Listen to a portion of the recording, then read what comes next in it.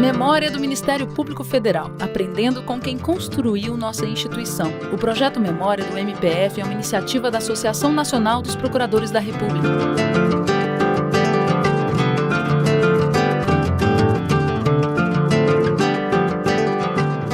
Guilherme Henrique Magaldi Neto seguiu a carreira jurídica do pai.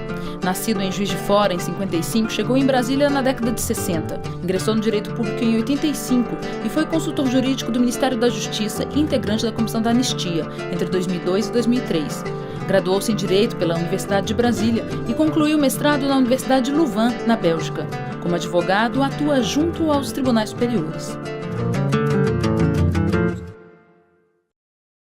O projeto Memórias do Ministério Público Federal hoje conversa com o Dr. Guilherme Magaldi Neto, subprocurador-geral da República aposentado. Muito obrigado por nos receber. Obrigado a vocês por estarem aqui na minha casa hoje. De onde começa a sua história? O senhor é natural de Juiz de Fora, Minas Gerais. Eu nasci em Juiz de Fora, Minas Gerais, a chamada Manchester Mineira. Vim para Brasília com o meu pai, com a minha família, em 1961. E como estávamos conversando antes, meu pai na época era advogado, jovem advogado do Banco do Brasil, e veio para Brasília para ficar 1 ano, 2 anos, como era de costume na época, as pessoas vinham para ficar pouco tempo e voltar. E acabou ficando aqui o resto da vida, e se estabeleceu na cidade, e eu moro aqui desde 1961, nunca saí de Brasília, só saí um período de 2 ou 3 anos para estudar fora do Brasil. Então, o direito, assim, foi uma coisa meio de surpresa, né? Não foi uma coisa planejada fazer direito. E acabou dando certo, né? Acabou dando certo porque eu comecei logo a advogar, imediatamente depois veio o concurso da Procuradoria, eu fiz o concurso da Procuradoria e fiz toda a minha carreira na Procuradoria e na advocacia. Em que ano que o senhor ingressou no Ministério Público? Eu entrei no dia 1º de outubro de 1984. Foi uma época muito fértil, talvez uma das mais interessantes na história do Ministério Público, porque foi uma época de transição, porque estávamos às vésperas da Constituinte, né, de 88, e o Ministério Público todo sendo repensado, era o fim do Ministério Público antigo e o começo do novo Ministério Público, né, que foi moldado pela Constituição de 88, pertence a um dos responsáveis, né, dos artífices por esse novo formato do Ministério Público. Ele, enquanto procurador-geral na época, evidentemente participou de todos os trabalhos da elaboração da nova Constituição e deu uma contribuição imensa e fundamental para o formato que o Ministério Público tomou a partir de 1988. Eu reputo ele como o maior responsável por esse novo desenho do Ministério Público na Constituição de 88. O concurso de 84 nós tomamos posse no dia 1º de outubro de 1984. O Procurador-Geral da República era o Inocêncio Mártires Coelho. Ainda era, digamos assim, o finalzinho do governo militar. Tancredo já tinha sido eleito, né? Acabou não tomando posse, como todos sabem, e Pertence já estava escolhido como procurador-geral da chamada Nova República, né? que acabou o Sarney tomando posse como presidente. O primeiro procurador-geral da Nova República foi Pertence. Então nós entramos com o Inocêncio, ficamos 3 ou 4 meses ainda na administração Inocêncio e logo depois veio Pertence. Eu, Rodrigo Janot, Gilmar Mendes e Joaquim Barbosa, nós fomos os 4, digamos assim, primeiros procuradores a estudar no exterior, digamos assim, patrocinados pela Procuradoria. O Gilmar foi para a Alemanha, para Münster, o Rodrigo foi para Pisa, na Itália, eu fui para Louvain, na Bélgica, e o Joaquim foi para Paris, né, na Sorbonne. Nós não fomos como bolsistas, nem do CNPq, nem da CAPES, nem de algum organismo internacional, nós fomos recebendo salário. Nós recebíamos salário para estudar, fazer mestrado, doutorado no exterior. E foi um grande investimento que a Procuradoria fez no aprimoramento intelectual e capacitação intelectual e acadêmica, sobretudo, dos seus membros. Nós temos aí hoje, se você pegar na casa, pessoas de altíssimo nível acadêmico, professores, doutores nas melhores universidades do Brasil, e isso só faz distinguir a carreira, né? E ter membros que ocupam essas funções importantíssimas. E mais, eu acho que também melhorou a qualidade técnica da própria atuação judicial dos procuradores, né? Mais capacitados, com peças mais bem elaboradas. Isso só fez aumentar o prestígio da Procuradoria perante o Judiciário e perante a própria sociedade. Eu acho que foi um investimento muito bom e acho que continua sendo feito. Eu queria que o senhor comentasse, durante a sua atuação, alguns casos que foram mais marcantes ou emblemáticos. Era um outro Ministério Público, né? Era um outro Ministério Público. O caso mais importante que surgiu na época, que você pode verificar pela história do Ministério Público, foi o caso da chamada Ferrovia Norte-Sul. Isso foi um escândalo. Isso foi um escândalo, não posso comparar com a Lava Jato, porque é um negócio muito pequenininho em relação à Lava Jato. Mas, não sei se você vai se recordar, você provavelmente talvez não fosse nem nascida, havia um projeto do presidente Sarney de construir uma ferrovia que saía daqui do Sul e que ia até no porto, lá no Pará, que era a Ferrovia Norte-Sul. É uma obra importantíssima para o governo.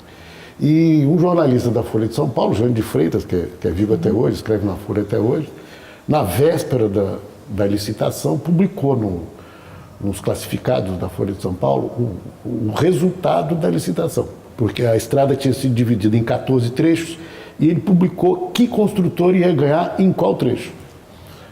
Portanto, e ele acertou tudo. Quer dizer, ele tinha uma inside information de que a licitação, de alguma forma, tinha sido acertada, burlada entre os concorrentes. Isso foi um escândalo. Foi um escândalo e o Pertence, na época, me nomeou, quer dizer, eu acabei de dizer, não tinha força-tarefa, ele me nomeou para ser o procurador para tocar esse inquérito. Eu toquei esse inquérito durante praticamente um ano, junto com o delegado Conceição, um delegado talvez um dos mais importantes da época da Polícia Federal, e fizemos esse inquérito que ficou famoso, né? O inquérito não deu em nada, porque no final eu tinha um entendimento que deveria ser proposta uma denúncia por violação do segredo da concorrência, um crime capitulado no Código Penal. E para você ver como é que era diferente a Procuradoria da época, eu não peguei o inquérito e dei a denúncia diretamente, como se faz hoje. Eu fui ao Procurador-Geral e disse ao Procurador-Geral, eu acho que isso aqui deveria ser objeto de uma denúncia. Está aqui uma minuta de denúncia, o que o senhor acha? Tal. E o Procurador-Geral não concordou comigo, rasgou a minha denúncia, nomeou um outro procurador, que no caso foi o Eugênio Aragão, que pediu o arquivamento do inquérito e o Pertence arquivou o inquérito. Então você vê a diferença do Ministério Público de antes e de hoje. Eu não fazia nada sem conversar com o Procurador-Geral. Aí muita gente me pergunta, mas Guilherme, você acha que então era pior antes? Você era mais contida na sua função? Você se incomodava? E a sua independência funcional? Né? Porque sempre vem a questão da independência funcional. Eu achei absolutamente normal o Pertence ter pego o inquérito que eu era o responsável e ter dado para um outro procurador, porque ele, por razões várias, algumas talvez até políticas, ele não quisesse promover a ação penal. E entregou para um outro procurador que pediu arquivamento. Eu não fiquei chateado com isso, não achei que a minha independência funcional tivesse sido violada, porque funcionava assim a Procuradoria. Havia o princípio da unidade, talvez prevalecesse sobre o princípio da independência funcional. Hoje nós invertemos um pouco, né? Hoje a independência funcional está valendo mais do que o princípio da unidade. Eu não sou crítico em relação a isso, não, muito pelo contrário, são fases de qualquer instituição, né? Hoje prevalece mais o princípio da independência funcional, prima-se mais por isso, a unidade talvez esteja um pouco esquecida, né? Um pouco esquecida. Mas naquela época o importante era a unidade, eu tinha que agir de acordo com o que o Procurador-Geral da República entendia que era o correto. E eu achava que isso era normal, eu não me rebelei contra isso, ninguém se rebelou contra isso, eu achava era uma coisa normal, era uma coisa normal. Existe um outro período que foi um período não de inflexão, mas um período de fortalecimento do Ministério Público Federal, que foi a lei complementar, a lei orgânica. Na época eu estava no Ministério da Justiça, o Ministério Maurício Correia queria indicar para a consultoria jurídica um procurador da República e pediu a Aristides que indicasse um nome. Acabou a Aristides indicando o meu nome e eu fui trabalhar com o Maurício Correia no Ministério. E nessa época foi a época da aprovação e da sanção da nossa lei complementar e também da lei complementar da AGU.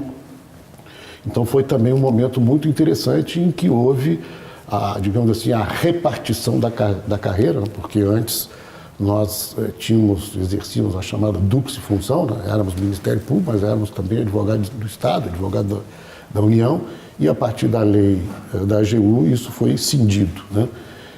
Foi uma época muito interessante também, com muitas histórias, né? Haviam, digamos assim, dois grupos dentro da Procuradoria, o grupo que era pela manutenção da dupla função, que não queria deixar de advogar para a União, e o grupo que entendia que o Ministério Público puro não poderia ter as suas funções confundidas com a função de advogado de Estado. Então foi realmente um grande debate lá dentro da Procuradoria e acabou prevalecendo a ideia de que o Ministério Público deveria seguir apenas na função de fiscal da lei, de custos legis, de promotor da ação penal e não mais como advogado da União. E aconteceu que ninguém quis optar, porque na nova lei da AGU foi colocado um artigo, na época nós trabalhamos muito em cima desse artigo, para garantir que uma parcela da carreira pudesse continuar como um advogado da União, apenas advogado da União, ou seja, deixar o Ministério Público. Havia pessoas que tinham esse interesse, poucas, mas havia. Mas como proibir o exercício da advocacia, também na AGU, o que aconteceu? Não preservar o direito dos antigos, ninguém optou. Acabou a AGU começando sem nenhum procurador da República tendo optado pela nova carreira. E eu me lembro bem que na época nós fizemos várias consultas, não tem números nem estatística, porque não foram feitos, mas eu tinha a impressão que entre 40 ou 50 membros, na época, teriam optado pela advocacia da União, que acabaram não fazendo porque perderiam o direito de advogar. E ninguém queria perder o direito de advogar. E aí já no período do Procurador-Geral Aristides Junqueira Aurenco, com quem também tive a honra de ter trabalhado, excelente homem, um excelente profissional, um grande procurador-geral também, e um dos responsáveis pela lei complementar, porque foi feita e discutida no período da administração dele. E os desafios, ao mesmo tempo em que hoje é uma instituição muito mais fortalecida, os desafios também são muito diferentes. Então... Os desafios são completamente distintos, eu acho que são completamente distintos. Né?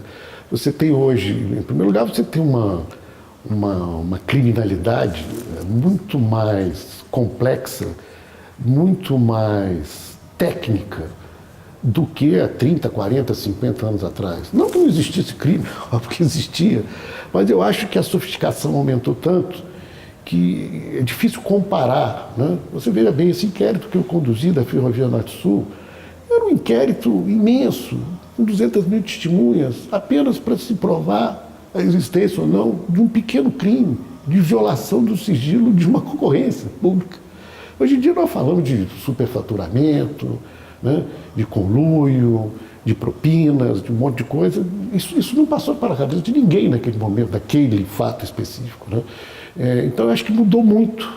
A função hoje do procurador, ela se tornou muito mais técnica, muito mais difícil, né? Porque a pessoa tem que estar muito mais bem preparada. Nós estamos falando da questão criminal, né? Não estou falando das outras áreas que o Ministério Público hoje é obrigado a atuar.